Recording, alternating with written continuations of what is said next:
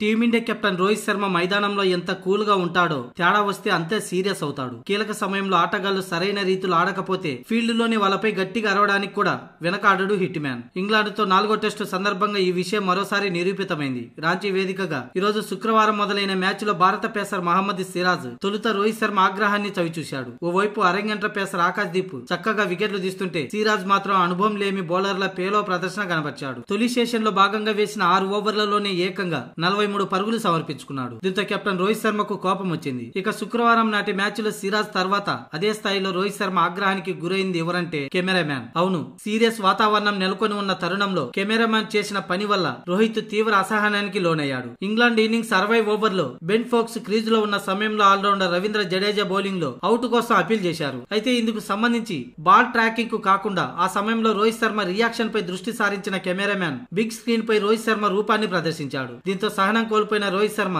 ఏయ్ నన్నెందుకు చూపిస్తున్నావు ఏంటిది అంటూ అసహనం వ్యక్తం చేశాడు. ఇందుకు సంబంధించిన ఫోటో నెట్టింట వైరల్ గా మారింది. మరోవైపు ఈ రివ్యూను టీమిండియా కోల్పోవడంతో రోహిత్ కోపం రెట్టింపైంది. ఇక శుక్రవారం నాటి తొలి రోజు ఆట ముగిసే సమయానికి ఇంగ్లాండ్ 90 ఓవర్లలో 7 వికెట్ల నష్టానికి 302 పరుగులు చేసింది. జో రూట్ 106 పరుగుల సెంచరీతో అలాగే ఓలీ రాబిన్సన్ 31 పరుగులతో క్రీజులో ఉన్నారు.